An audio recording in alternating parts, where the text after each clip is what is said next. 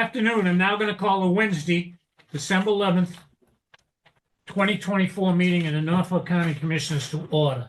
On Wednesday, March 29th, 2023, Governor Healy signed into law Chapter 2 of the Acts of 2023, an act making appropriations for fiscal year 2023, which included a 2-year extension of the option for public bodies to hold remote meetings by suspending certain provisions of the open meeting law, Mass General Law, Chapter 30A, Section 20. That action was effective immediately, extending the current option for remote meetings through March 31st of 2025, which is fast approaching. So this meeting is live and on Zoom. Welcome, everyone, and if you could stand and join me in saluting the flag. I pledge allegiance to the flag of the United States of America, and to the republic for which it stands, one nation, under God, indivisible, with liberty and justice for all. Thank you. Call the roll. Commissioner Stady. I'm present via remote. Commissioner Collins. Present. Commissioner Shea is present. Richie, a quick question. Do we have your permission to use your stamp on votes taken today? Yes, permission granted, yes. Oh. What's that? Thank you. What? What was that? Maureen has mute herself. It's okay. Okay. I'm gonna have to do a little budget, not budget bingo, but agenda bingo, because we have executive session for sure. We have a couple of folks here with Treasurer Bellotti, who we're gonna have some pension talk, so to speak. And of course, John Wallace from the school is with us. So if we can do the first few, do the minutes, and then we'll go to the appointments of Treasurer Bellotti and Paul Connors to talk to us. Then we'll go into executive session. Our lawyer is here, but he's tied up right now. Motion to accept the minutes as presented of the December 3rd and November 6th meeting. So moved. Okay. Motion made and seconded on December 6th. All in favor? Aye. December 3rd, I'm sorry. Yeah, so let's First one is December 3rd. let's take them one at a time. December Right. 3rd. Right. December 3rd. Motion made and seconded. All in favor? Aye. It is a vote. And then secondly, the executive session minutes of November 6th for approval not to be released at this time. So moved. Second. Motion made and seconded. All in favor? Aye. Aye. They are votes. Okay, thank you for taking care of those. Number 5, appointments. This is a 1 p.m. appointment with Paul Connors, who is the appointee of the county commissioners to Norfolk County Norfolk County Advisory Board. That's a And retirement board. he's also on the advisory board, but Yes. retirement board, and that's the purpose for his visit. And of course, Treasurer Bellotti is here also. So, Paul, why don't you join us? And Michael, if you'd like to join us here, we've got to move around. Go ahead, Michael.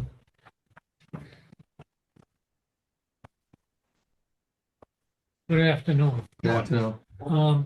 And by way of opening up, we did start a year or two having Paul in once or twice a year Yes. just to do some catch up. But recently, Right, I mean, just for the record, as everybody knows, but just for Zoom land, Paul is your representative on the pension board. I don't know if you did that, but I mentioned advisory, but she happens to be a member too, but that was a slip. Okay, but it was time to have him in anyway, but recently we've been having some back and forth with a lot of members of the retirement board, mainly town Right. managers, cities and towns. And, from your perspective as a unit. right, plus we are a unit, Right. and that's the reason for Well, your we visit. know the Paul, essentially, it's an ongoing issue. Actuary person came up with a particular formula with a few options that create a lot of discussion about fairness and the ability of different communities for different reasons to handle whatever particular amounts were on different methodologies. Mhm. So as a result, we took a deep breath and we held the numbers for 1 year. And now we have to begin the whole process and work probably more closely, intimately with the units, specifically the county, because some of those formulas were an inordinate hit relative to other units for you folks and us folk as a treasurer, so I'm wearing two hats. And it's going to be a bit of a process, and there's going to be That you know, means the RFP process, if you talking about that. So it's almost like we have to stop and start over and get this thing done pretty quick. And with great, honestly, with greater input and with a greater eye to kind of how to spread out the pain. Paul, do you want A couple of things that had an impact on that. First of all, my last summer here, I believe I said to you that we were changing actuaries, which we did, and the report came back after that. And prior to that, we had voted to change the methodology of payment, went to a payroll-based system as opposed to an actuary number.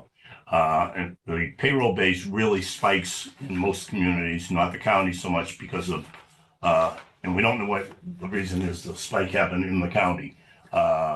Because it's not like you have your own police department, your own fire department, and all your own schools and help in the schools that are on the payroll system that everybody else in the towns and city, well, we don't have a city, we only have towns now. Because there are 7 communities in the county that are not in the retirement system.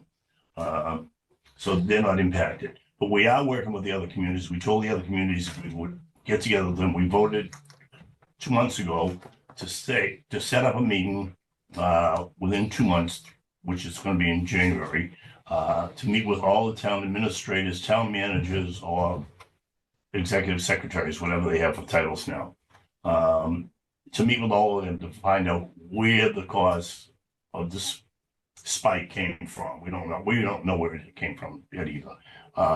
It was the methodology change that made a big difference. The actuary made a big difference.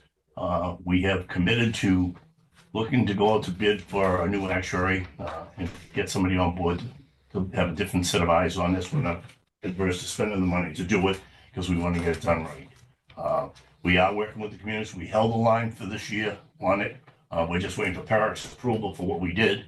And as soon as we have that approval, we will have a meeting. We will meet with all the administrators, including John, the town managers, and try to resolve the situation. But we know it's not fair right now. But we don't want to kick the can down the road. The town managers want us to go out to 2040 for being fully funded. We do not want to do that. We want to be paid up in 2029. Yeah, and that's what's creating a lot of the pressure. And you also want to leave that space in case there's a drastic change in some situation that affects the whole world or us or the state in terms of revenues. So the more you push that out, the more you tie your hands in terms of the latitude to do things later. Okay, and there's a couple factors. The mortality table is big, and our actuary folks, Jason is saying that is really kind of an industry standard. It's kind of above my pay grade in terms of how that relates to what other folks are doing in these situations, including the towns that have to depend on that for their other calculations. So that seems like a concrete issue. The two flexible pieces, and there are other variables and factors, but just for the sake of this meeting, there's like 3 or 4 key ones. The rate of return on investment is what are we at, 7.75? 7.75. And everybody else, the vast majority of the other pension funds in the state, 7.25. 7.25. Once you shift that down, that's drastic. We're not the only one. As an outlier on that, we're talking about in terms of the Norfolk County Retirement Pension Board system. There's a handful of other public pension retirement boards that at that number. So we have to push that number closer to what is the average, I would say, or the mean. And then the other factor is the unfunded unfunded liability that right now we're 2029. And by law, I think statutorily, you can go up to 240, right? But PERAC does not love to see you do that. So there's some fluidity here. There's also just us getting a better grasp for and through you folks and with you folks on the how this different methodology, like what is the reasoning that the county was impacted in a way that most other units weren't. I was also able to put John touch with Dan Sherman, who was the one who did the previous actuary 2 years ago when we changed the methodology. And I know John had a lengthy conversation with him to try to get some of the answers. And I think he's going to be filling you in on it later on that. I'm not sure. Yeah. Dan was very helpful, Okay. and obviously, man, a lot of experience. He couldn't speak to his successor's modeling, but he did describe the work that he did on your behalf in 2022. That was a corrective action guided towards fulfilling or clearing the liability by 2030. So when he left behind some presumptions of risk. Michael alluded to those things that drive how the liability should be calculated.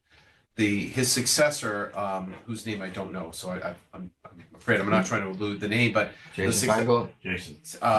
took a different approach, and that approach presented, as you correctly pointed out, Michael, as having a tremendous and disproportionate effect on the county for reasons we don't know. But one of the more interesting things I learned from Dan was I was imagining that some of the liability might be stemming from the sheriff's department and the liabilities associated with the sheriffs that are still on the county system. We were able to conclude it does not. The calculations are completely separate. In fact, the state appears to still be taking his proposed actuarial table that he advanced back in 2009 when the whole thing started. So the sheriffs are not driving what his successors increased by 36%. And so I'm looking forward to working through you guys to the extent we can learn more about what is the actuarial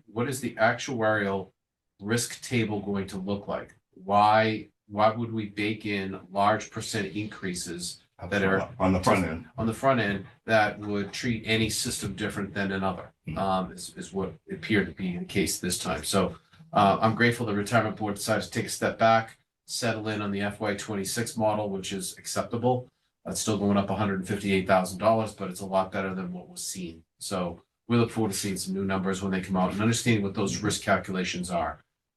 So thank you. We'll have more information after next week's meeting. Okay, I'm gonna open this up. Commissioners, if you have any questions, because I have one, but I can wait. Dick? Yeah, thank you, Commissioner. This Through is you, Dick. to the members there. So listening carefully to Paul and Mike, it sounds like a person, an actuarial, that's the right term, used a different methodology. And the methodology resulted in part with a higher amount of a liability for us. Am I hearing that correctly? Is that Right. part of what you said?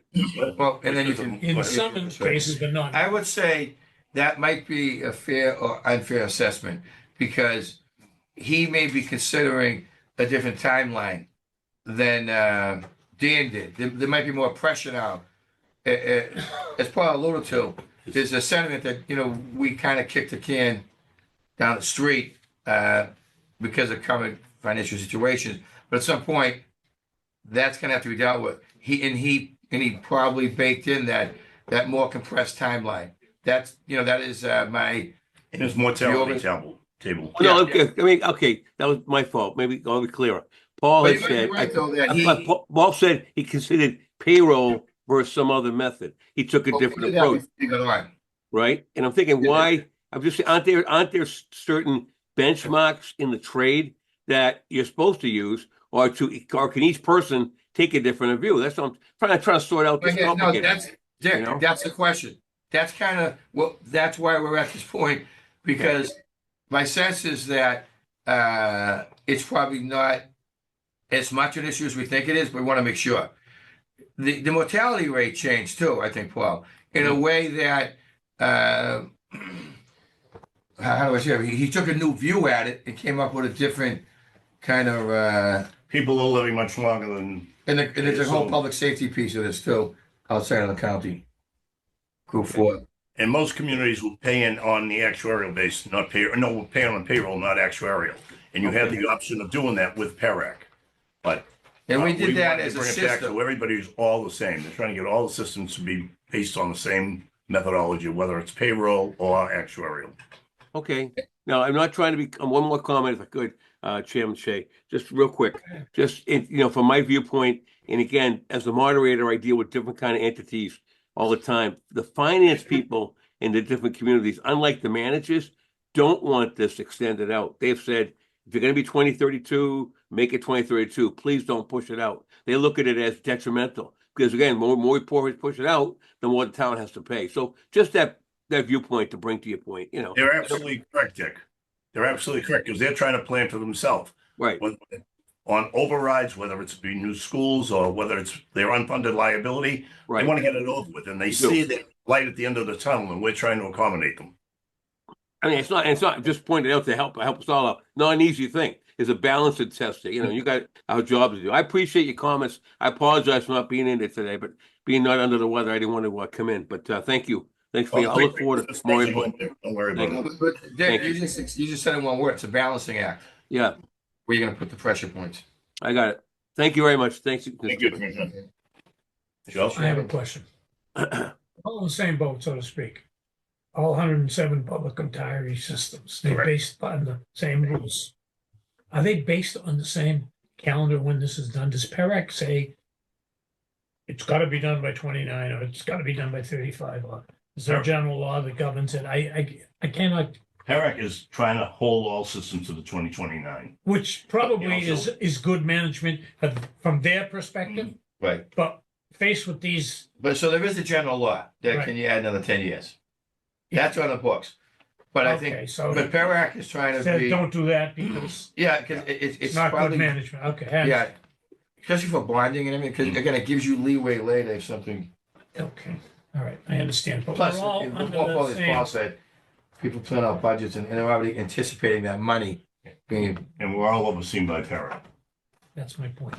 I mean, all right, second half of the question. When I looked at that list of all your member towns, not everyone is facing, some are got less of a jump. right, So that's a product of the actuarial study. yes. So not every town has been calling us, so to speak, but a number have. Oh, yeah, the number have been calling them That pretty is well, right, yeah. and they want to see the 2029 date held. The numbers, the ones that are really affected are the ones that are calling. Those are the ones that are impacted. The county, Randolph, Yeah, as well as the, huh? yeah, there's a handful of towns that it just appears very There are overwhelming for them. about 8 They might towns lead to that an are override. affected heavily by the change. Um, A lot of them are not affected. And I don't know to what extent the switch over to the payroll system is baked into this in terms of these numbers in the next 4 or 5 years. I think it is. Yeah, yeah. So I think that's part of it is that, well, because we kind of made that more gradual over 2 or 3 years so that folks didn't have to adapt when you get to that, going to payroll. Mm-hmm. And that was a compromise. And that, again, that was a balancing act. So that is part of it too. But I think when we get, hopefully, whatever this RFP process develops in terms of, we're not, honestly, sometimes I feel like we're not getting all the information we're looking for. And that maybe we're missing something in terms of the communication with this existing actuary, auditor, John, you have another question? actuary. Okay, Through you, Mr. Chairman, if I go could. ahead, John. I noticed that on the schedule of costs, some of the communities have to pay, nominal increases between, certain years where you're trying to achieve closure on the liability. Is it possible that a community or an entity can make a single payment, a one-time payment to clear that liability, rather than amortizing it out according to this schedule? Okay, That's a good question. Yeah, that's kind of a parent question too.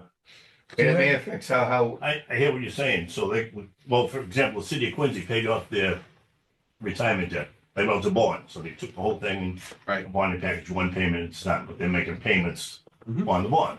You want to do the same thing for some smaller towns, or if they have a rainy day fund, a slush fund, Correct. they can say, Correct, okay, to we're gonna save take on the money out of interest, there. because conceivably, these values, once the liability is paid off, the county's paying currently around 3.9 million out of operating costs per year towards this. Mhm. And if this liability can be swept aside with a single payment, that operating impact goes down dramatically and frees up our operating budget for other things. So to your point, we would use one-time resources conceivably if it's allowable. Okay, That's it. We'll find out for you. I'll find out. I believe a county south of us did that. Plymouth. A county south of us? Plymouth. Look, Rhode Island? The other thing is you have to take advantage of it. The county hasn't taken advantage of it is the one-time payment for your yearly cost. The county never takes advantage of it. That's a cash flow issue. Yeah, yeah, But We've been trying to work with the county treasurer on that. I have too, but well, I'm the one that is static at the meeting, not him. I'm like, hey, what about? okay, on the All right. pension, on the question about our pension board, while we have two members here. Anything else? Commissioner Cobb. Anything else, Richard? I'm all set. Thank you. Thank you. Okay, thank you very much. Happy holidays, thank Merry you. Christmas. That's number 5. Thank you. See you next week. Thank you very much. See you next week, Paul. Well, we'll see you next week for Yes. sure. Oh, If sure. not before. Michael. But also everything gets a Thank play, you. so that's Huh? one-time payment. Thank you. Yes. All right. Good to see you. And I'll let you know what we're doing with the actuary after the meeting on Wednesday. Oh, that's better. All right. Thanks, Paul. All right. You're welcome. Bye. Okay, we're gonna go back to number 3, please. Executive session. As I said, Attorney Lopez is here, and I'd like to go into executive session now. Richard, you want to make a motion? You want me to make We it? have a motion. Go ahead, Peter, please. Do you need anything? Sir? Motion made? No, I'm making it now. No, yes, to make it. I'm making a motion to go into executive session pursuant to Mass General Law, Chapter 30A, Section 21, subsection A, subsection 3, to discuss strategy with respect to collective bargaining or litigation. If an open meeting may have a detrimental effect on the bargaining or litigating position in the public body, and the chair so declares. I'll second that motion. Second. Motion made and seconded to go into executive session. Roll call vote is necessary. Commissioner Stady. Yes, sir. Commissioner Collins. Yes. Commissioner Shea says yes, we are in executive session. Bill, if you could. The chair so declares. And the So chair declares. declares. Yes. And I am saying that we will be returning for regular business after the executive session. Right. We won't go away too far. Richard, you want a drink? I'm sorry? You want a drink? You want a drink? I'm loaded here, believe me. I got water, coffee, everything going here. I'm all set. No, we're not sure. Bill, how we doing?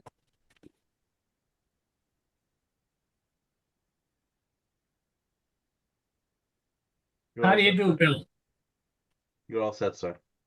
Okay. Thank you. We're back on our regularly scheduled commission meeting of December 11th, 2024. We're on item number 6, public comment. Thank you. Does anyone have any public comment? Each week we allow public comment, both in person and on the Zoom. Director Cronin, do you have any requests for public comment? No, sir.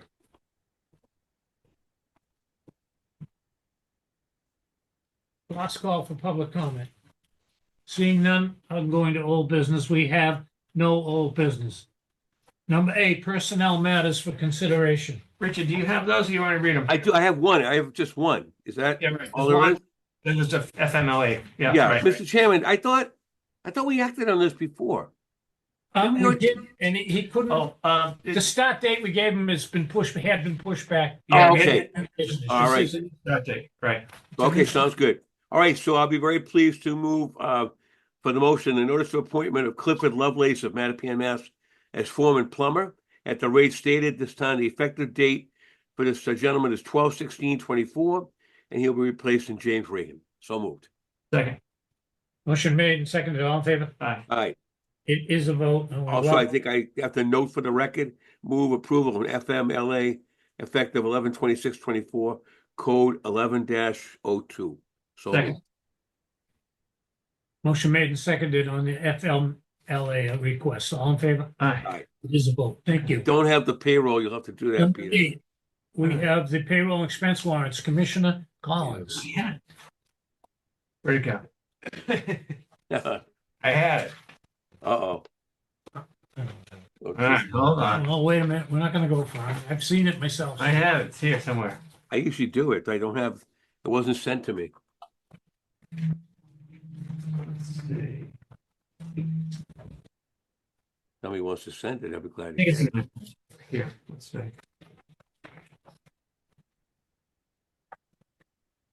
Okay. Yeah, I got it. Here Sorry we about go. that. I got it. Okay, number 9, payroll and expense warrants. All right. I make a motion, we approve warrant 25-13 payroll for the county in the amount of $147,320.09. Second. Motion made and seconded. All in favor? Aye. It is a vote. Next. I make a motion, we approve warrant 25-23 subsection 12 payroll of the school in the amount of $385,286.51. Second. Motion made and seconded. All in favor? Aye. It is a vote. Next. I make a motion to approve warrant 120225 expense of the county in the amount of $677,021.34. Second. Motion made and seconded. All in favor? Aye. It's a vote. Next. I make a motion, we approve warrant 12-9-24 Wallaston Recreational Facility credit card payment in the amount of $17,589. Second that. Motion made and seconded. All in favor? Aye. Aye. Vote. Next. Okay, all the rest of these are ARPA Right. warrants. The first is 25-23. Yeah, I think there's like 7 for Plainville. If you just want to make the one motion and then read the amount, might make it easier. No, Oh, yeah, great. Okay. I looked through them. You want singulars? If you could. Go ahead. John's requesting singular votes, so I don't mind. All right, that's It's all what the we're same. gonna do. Okay, Go ahead. okay. So I make a motion, we approve warrant 25-23 Opera Brookline in the amount of $386,863.02. Do we have a second? Oh, I thought it said you're going to read the whole list. All right, I'm confused. Second. Go ahead. On the Brookline. Okay. All in favor? Aye. Aye. That's one. Go ahead. And the reason I didn't do that, Richard, is I was asked to do them individually, so I'm doing them individually. I think there's like 15. You realize that? All right. I'm up to the task. Go ahead. Go ahead. All right, so the next one is warrant 25-23 Opera Brookline in the amount of $434,881.09. Second. Motion made and seconded. All in favor?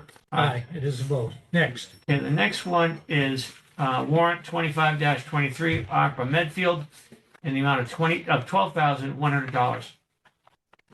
Second. Motion made and seconded. All in favor? Aye. Aye. It is a vote. Next. Okay, the next item is warrant 25-23 Opera Medfield in the amount of $64,016. Second. Motion made and seconded. All in favor? Aye. It is a vote. Next. The next item is warrant 25-23 Opera Medfield in the amount of $56,356.90. Second. Motion made and seconded. All in favor? Aye. It is a vote. Next.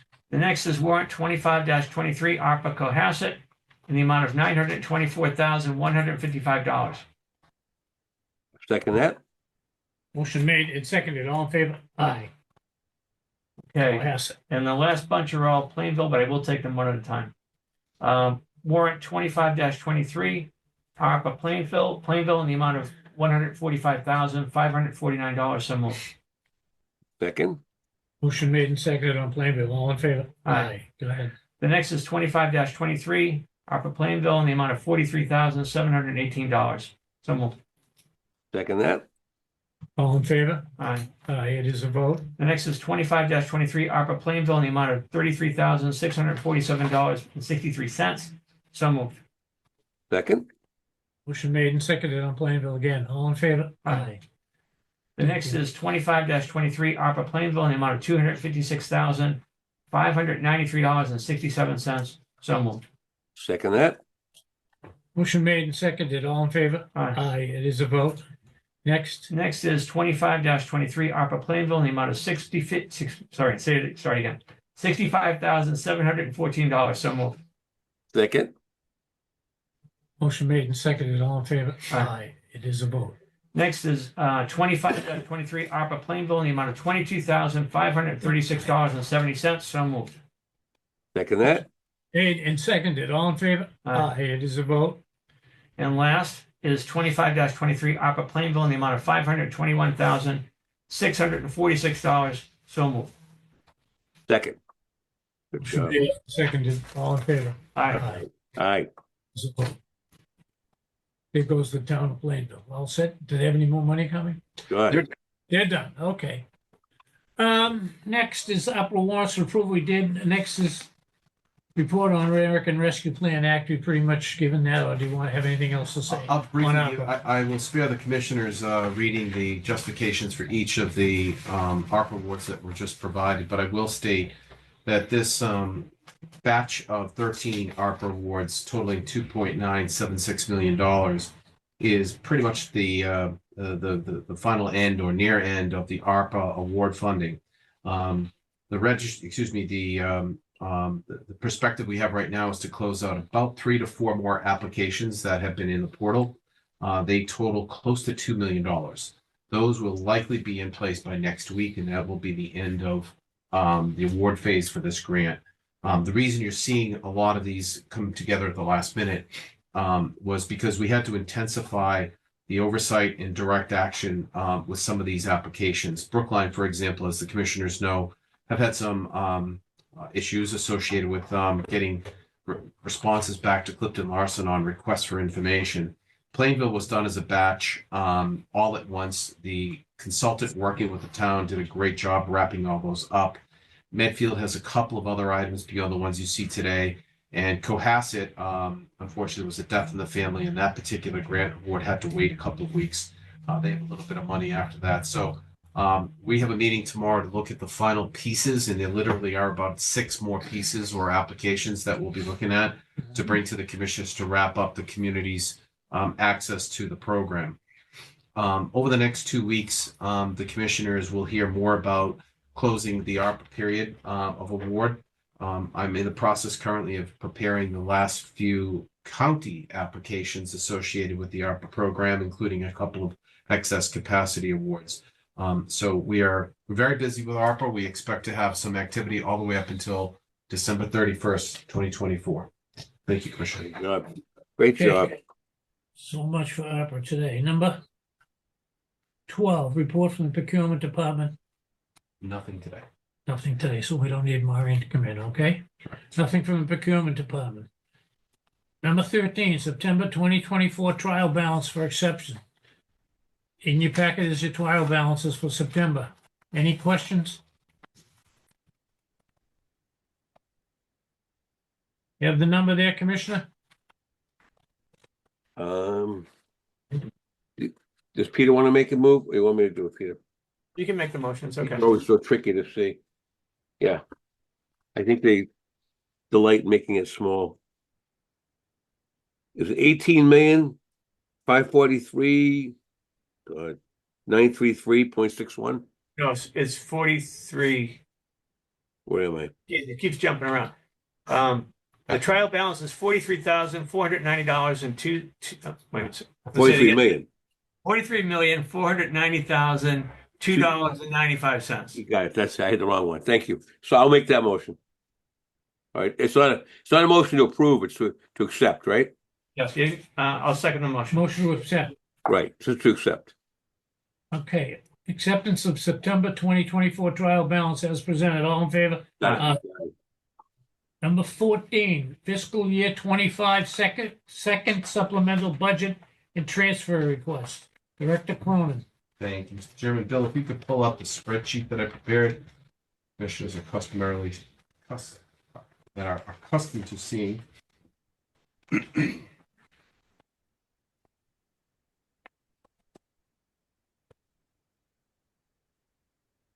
While Bill's pulling that file up, I'll alert the commissioners that when you left the September advisory board meeting, the county had a balance of approximately $484,700 remaining for the rest of the fiscal year for various supplemental needs. As we move into this particular request, before you is a total supplemental request of $74,214 against that balance. And I'll offer those details momentarily. In addition to the supplemental requests against that balance, we have various transfer requests from the IT department, the Wollaston Golf Course, and the Norfolk County Agricultural High School. Briefly, I'll start with the supplemental items. The Wollaston Recreational Facility has what's known as a Green Master piece of equipment They are ending a lease agreement and opening a new agreement. What's not shown here as the supplemental request is the transfer of over $9,000 into the county's funds from the old lease and a request to fund the new lease at $10,300.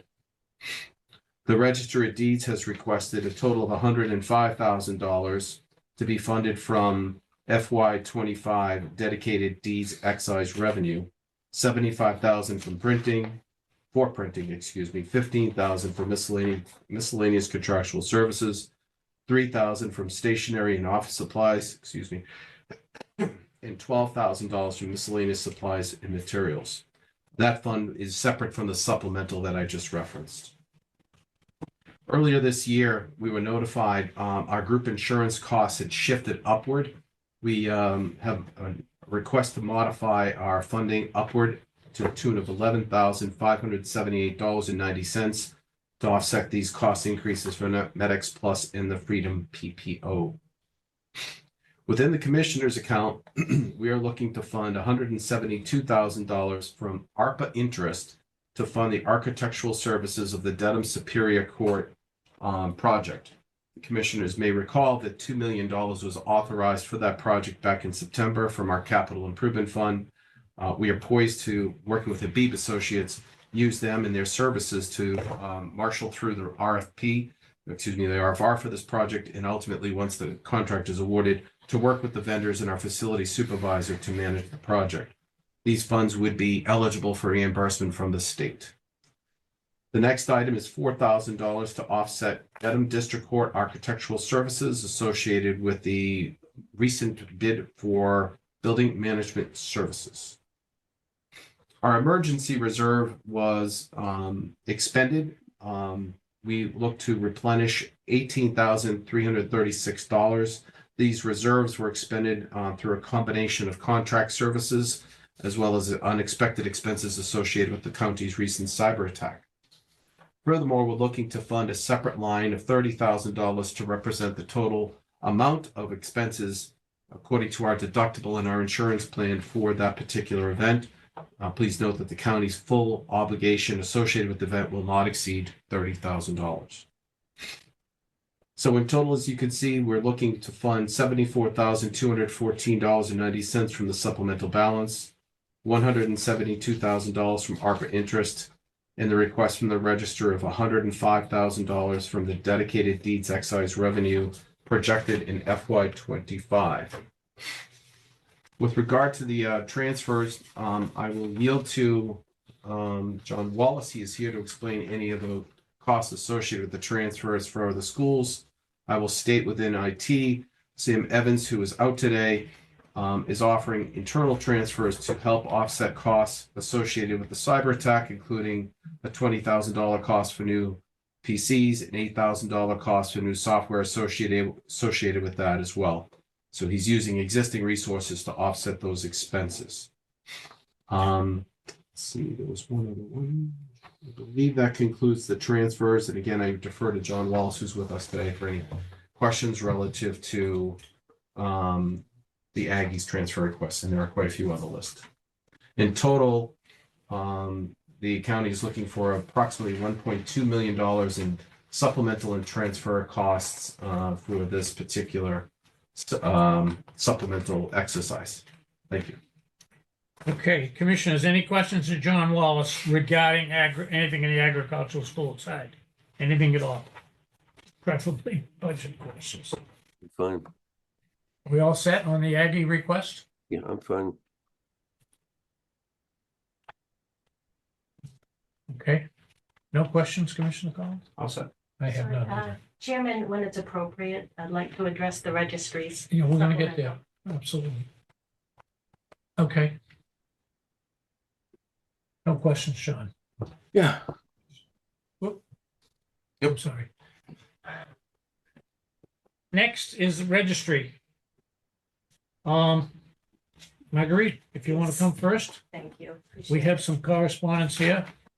We have a request. it. Yes, and you know what, I'm not going to read sentence upon sentence No, because I I think the understand. register, or you're hopeful that the register addressed everything in detail.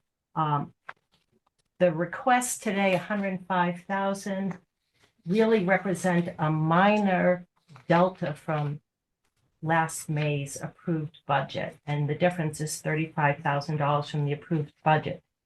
The rest of the money is intended to backfill the cuts from September. 12 items were cut in September. We're asking for money to go into only 4 line items. So we're trying to be somewhat surgical in this and replace funds that we know are necessary, and only those funds that are necessary. And without belaboring the point, printing 295, we have a statutory and contractual obligation right now to print books. Right now, as it stands, we are unable to print through December of this year. We're down to nothing, so we cannot print, we cannot go forward with this. Main group 2, subgroup 299. This is a catch-all group. It's a miscellaneous contracts. It covers things like potable water,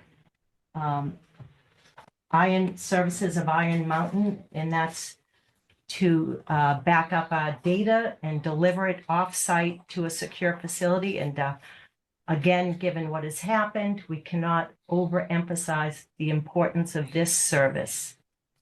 Group 3, subgroup 362, this is office stationery.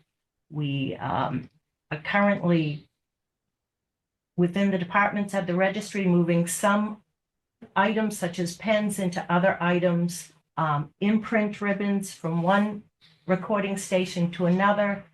This is a budget item that needs to be filled. And the following group, the last group, is group 399, also a catch-all group for materials and office supplies. There's currently, I think, about $15 left in this group. This funds all of our toners for the registry. Some companies run on Duncan, we run on ink and paper, and this group pays for that. Again, we've stated it, as the director noted, we're asking for 105,000, again, 70,000 of which is really backfilling cuts in September. This is all from the dedicated deeds excise collected since July. We've collected over 770,000 of registry dedicated funds. So that amount is 7 times the request. Again, I know Phil was looking for some predictions for the coming year, for the remainder of the year, of how we would do with collections. Right now, we are exceeding the director's estimates for the budget of fiscal 25. And that's really all. I think, if I could leave you with one message, it's the registry is now currently on the precipice. And we really need the money to get through the winter. We are the second busiest registry in the Commonwealth, and we do not have the funds currently to continue operation, so any questions? Commissioners, any questions of Marguerite? No, thank you, Marguerite, for the explanation. I think we're sensitive to the request. We're just concerned about the perhaps speculative nature of the surplus at this point in the year. You can understand we're forecasting, and it does seem the registry receipts seem to be trending up. They do. I see it myself in my own limited practice, but again, we don't have a crystal ball. So I think our decision is going to be based upon what's fiscally sound, but with also a caveat to get you some money and try to get you going. And I think that's the best we can do today. You'll see soon.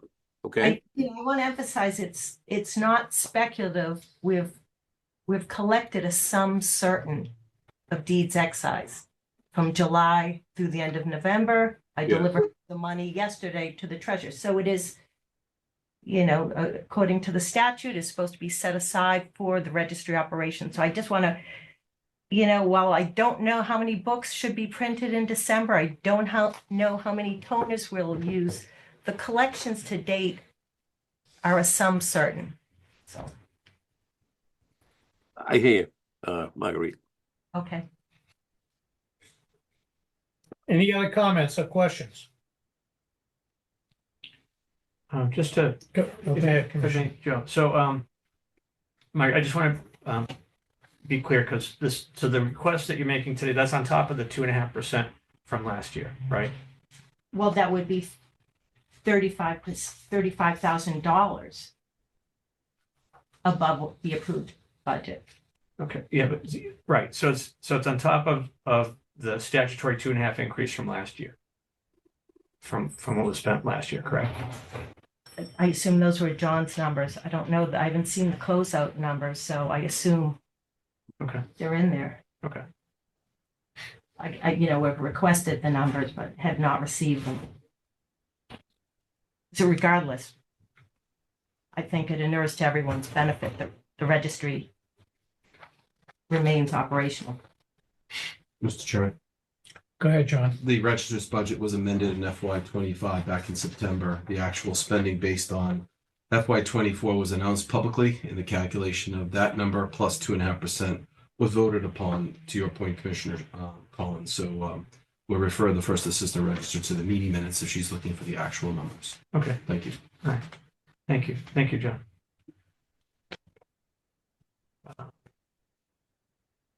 You're waiting for something from Scott, correct? Yes. Okay. Okay, well, let me ask you a question now. while waiting.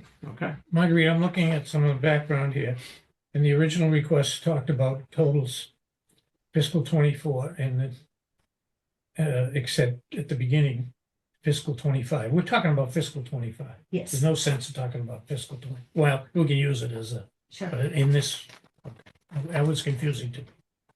Okay. The other thing is, when you talk about books and print and Eagle and pens, I mean, how many, if I asked, how many books did you print last December? You have that figure, right? I would. I don't have them with No, me. okay.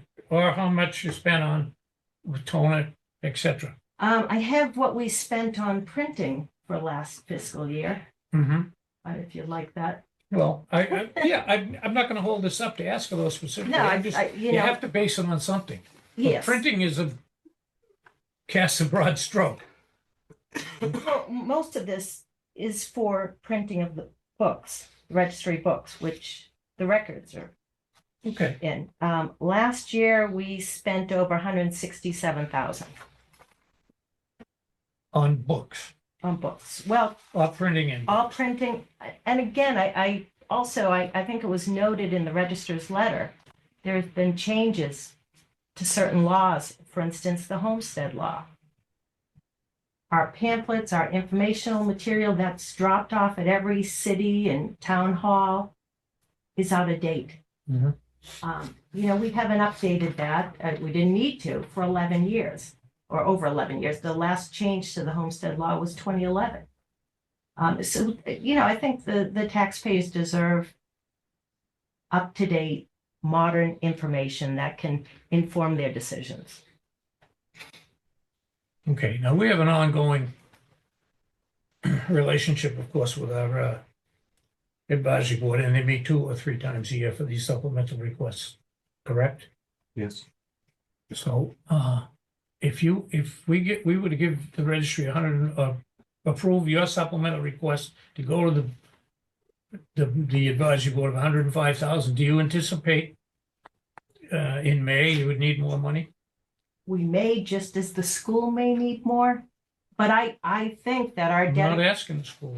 I will ask them that. and I'm Mr. Chair, I wondering can why speak you on- didn't. I can speak on that. I No, don't I'm anticipate. talking about Yeah, we don't. please. We'll We get don't to- anticipate, we very rarely go to the advisory board for supplementals. This is the county's second, this is our first, the registry's first request. I hope, Chairman, that this will cover us to the end of the year. I think we've done a good job staying within our Okay. budget. Okay, I just want to allude to the fact that we can have another bite of the apple if it's necessary. And I don't think we've ever tried to restrict you from running the registry in a proper manner. I've even questioned it. And I'm going to support something here, but I don't think I'm going to support $105,000 because we can always come back in April or May if you need more money and do it. And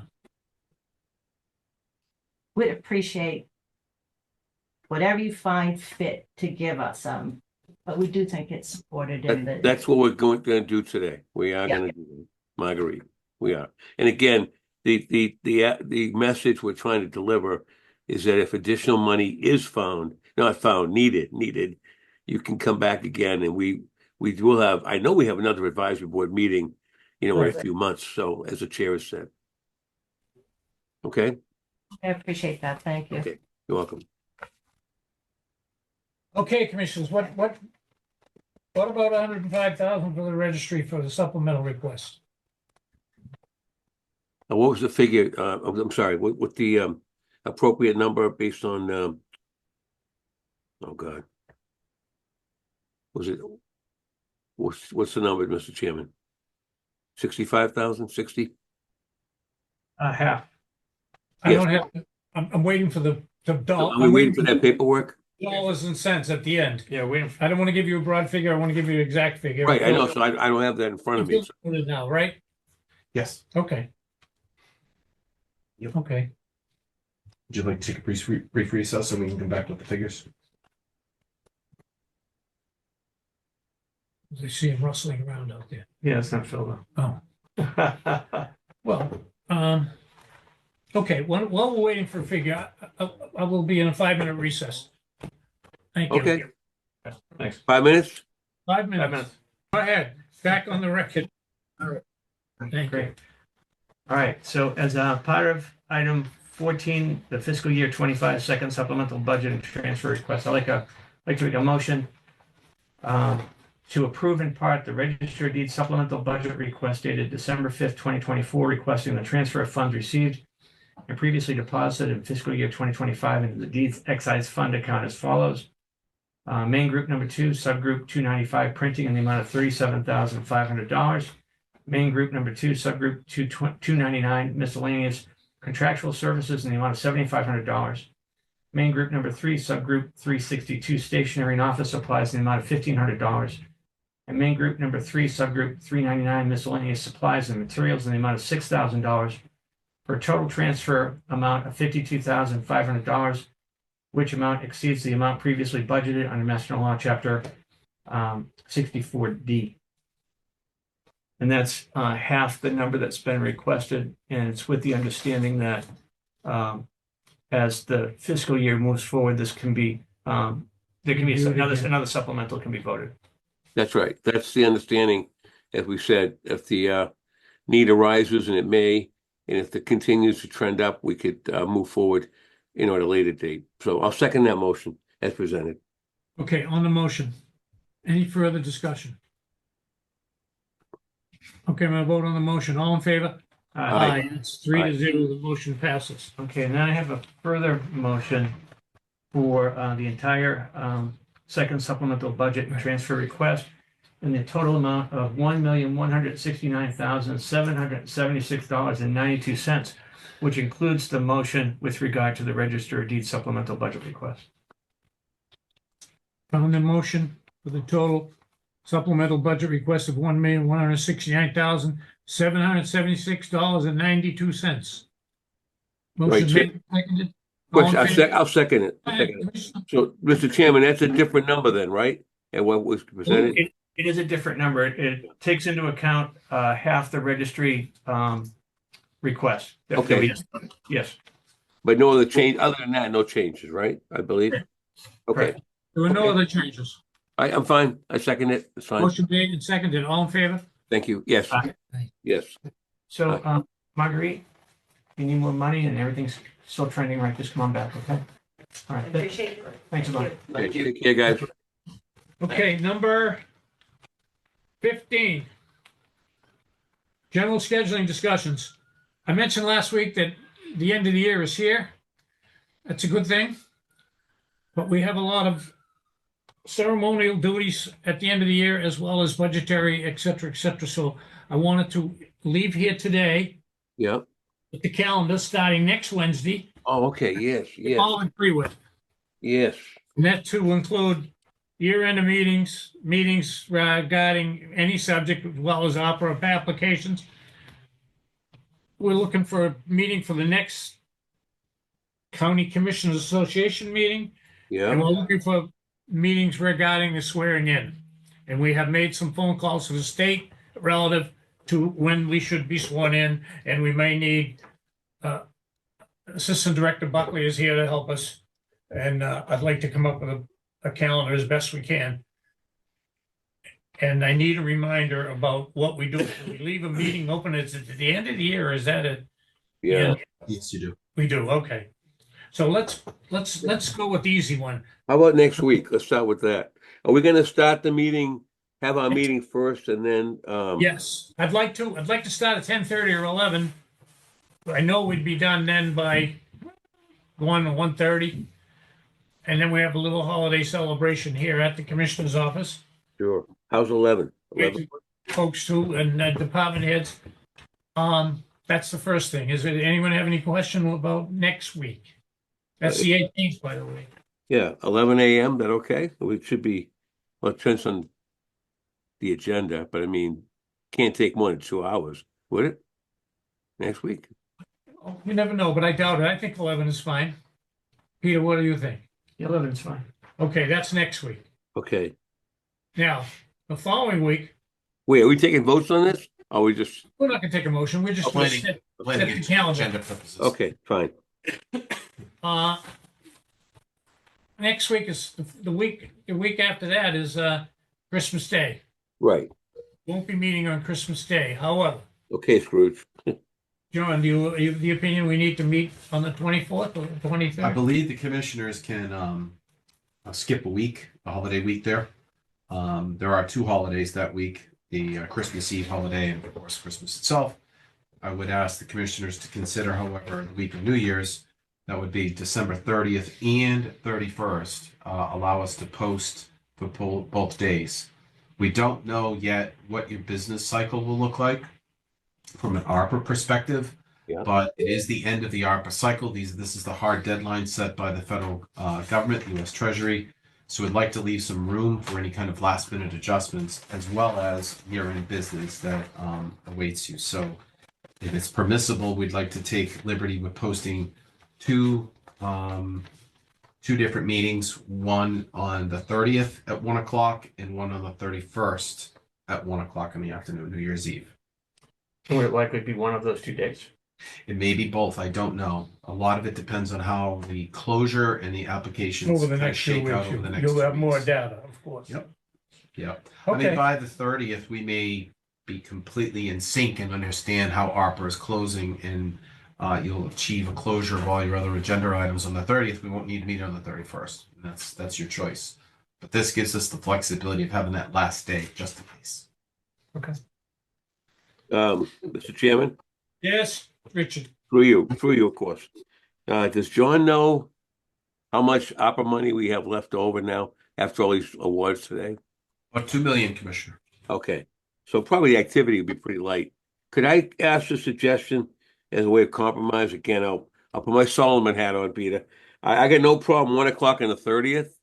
New Year's Eve is a busy day and a lot of things happening. Can we make that 11 o'clock? Make it a morning meeting No problem. If needed, yes. if sure. needed? No, hopefully we're not gonna do it, but if needed, sure. Okay. I mean, I'll probably be zooming it, but still, 11, getting out of the way in the morning is better than the afternoon. Things happen. All right. So 11 o'clock on that one, if we need it, and 1 o'clock on the 30th. Yep. Okay. How about Okay. the Next. multi-county meeting? You ready to move on to that, Mr. Yes. Sure. I reached out to the new county director in Barnstable, Michael Dutton.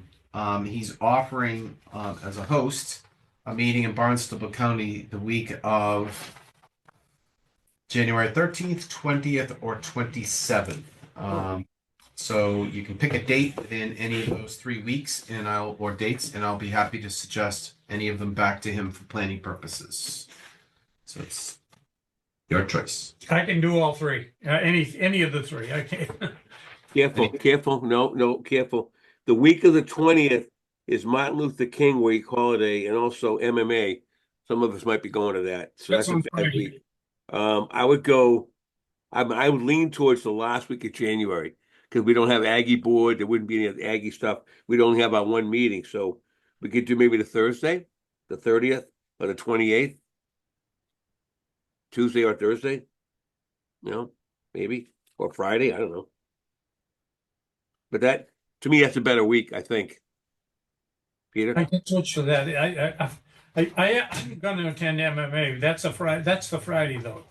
Yeah. I think that Mark Forrest is an MMA participant too. Yeah. So I probably, with the holiday and MMA, I'm saying I think the last week of January is good. There's not much, Okay.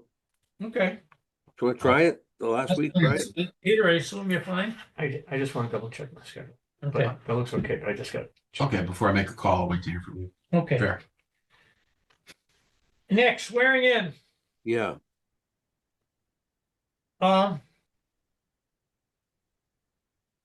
We do have to do it, huh? The first. Through you, Mr. Chair, if I may, we did do Yeah, I a was little. just going to call you. Bill Buckley, go ahead. We did do a little research. I don't know why. It's just my head here. He's done a little research on this. Uh-oh. So both you and Commissioner Stady must be sworn in on January 1st per statute, the first Wednesday in 2025. We did have an extensive discussion with the Secretary of State's office, and you are able to do that swearing in via Zoom with just 2 commissioners to qualify. So I'm happy to do that. We can see if anybody else in the office can hop on a Zoom at a time that is convenient to both you and Commissioner Stady and swear you in via Zoom because of the changes to the open meeting law. Because due to COVID, online swearing-ins can occur. The only other piece to flag is that the Register of Deeds must be sworn in according to statute before the commission as well. So I think we could probably effectuate all of that via Zoom very quickly, but we can send some emails around about scheduling. So it just requires maybe a 10 or 15-minute commitment at some point during that day. Well, there's a lot of football games on New There Year's. are a lot of football games. A lot of good games. So if we can get it in the morning, it'd be great if we can. If we Maybe can. a little later in the morning, perhaps. Yeah. Oh, well, yes. Not like not an 8 true. o'clock. I don't want it like 8 o'clock in the morning, but Of course not. maybe. I mean, what do we? We're just. There's no speeches. It's just we're getting sworn in. I'm gonna have you raise your hand on a Zoom, and All right. I'll And swear you you want to in. do all of us? You want to do us all at the same time? I think we have to I'll see what the other party schedules are like, but yeah, I think I need a quorum with the commission. That'd be nice. All right. Chairman, what's your pleasure? I don't care. I'm at 10, 11 o'clock. It's what we can do. I believe we're going to be invited to the swearing in of the county clerk. If he says it's 10 o'clock on January 1st, we may have to modify our plans and dovetail after that or before that. Other than that, I think we're fine. And if we have to, get involved with other department heads, we will. Wait, I'm sorry. He's going to have his own ceremony too? I haven't been told. I was told that December 1st, yes. But I will make a call this week and get specific. But can we still do it by Zoom? I mean, Either way, I think we can do our thing by Zoom, but if he's going to do his, I mean, you may want to go or something. That's all. I'm sure you're going to be invited.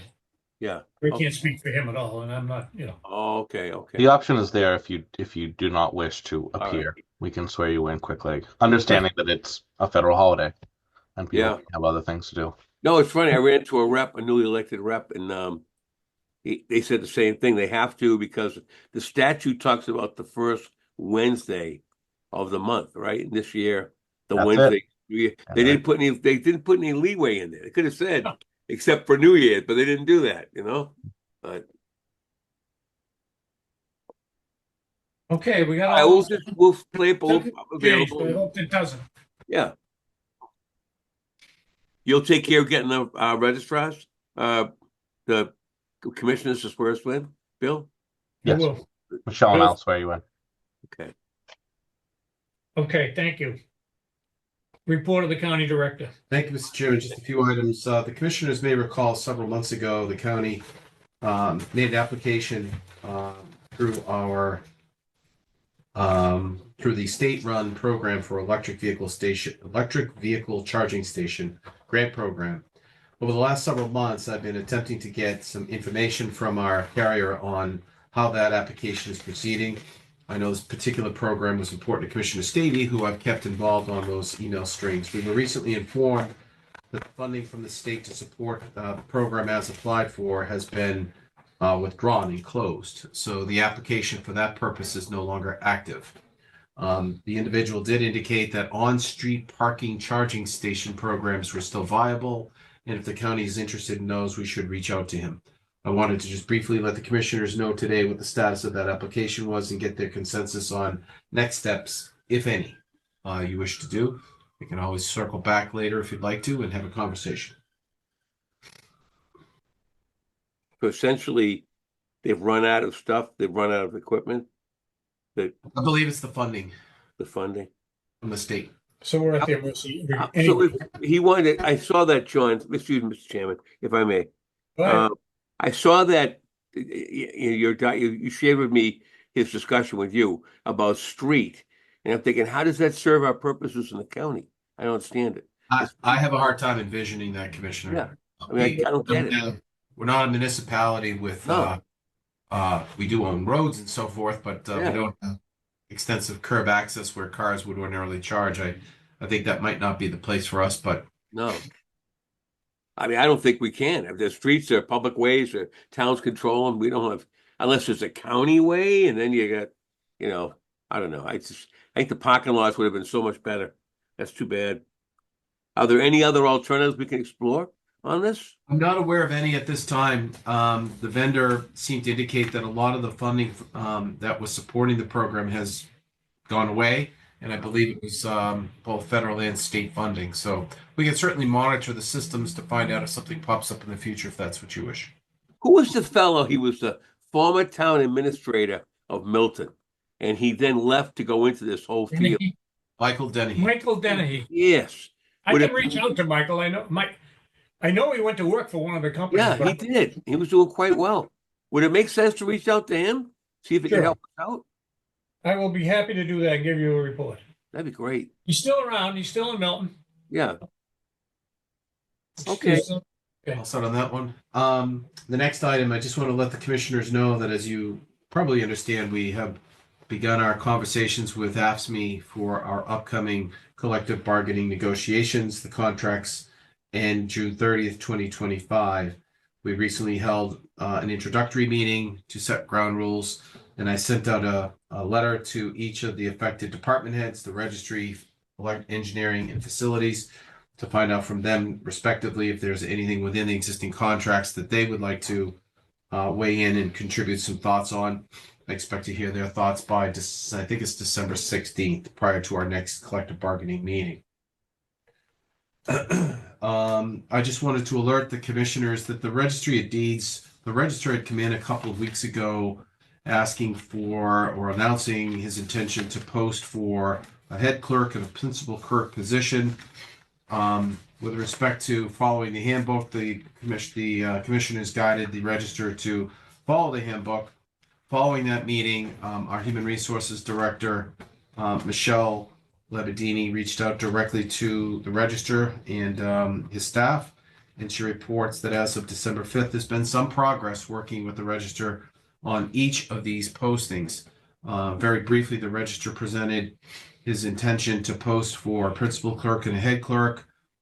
He handed the requisition for the positions that day to us, but the positions had already been posted. Furthermore, the posting had not been previously approved or reviewed by HR. Some of that work is now starting to catch up. Michelle continues to try to work directly with the register, and we see some positive progress on that matter. And I just wanted to reflect that in the public comment of my remarks today, so the commissioners know we're trying to work with them, and it seems to be favorable as of December 5th.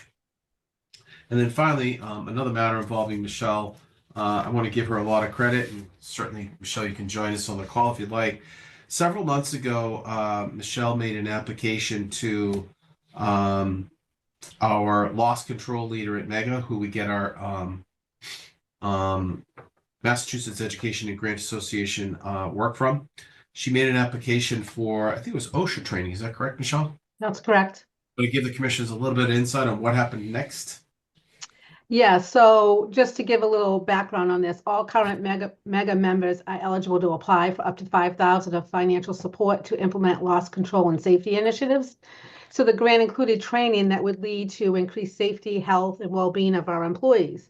So HR partnered with the superintendent of buildings regarding the grant application, and Norfolk County submitted the grant application for OSHA 10 training for the maintenance staff. And we were awarded $3,990 of the $5,000 on December 6th for that training.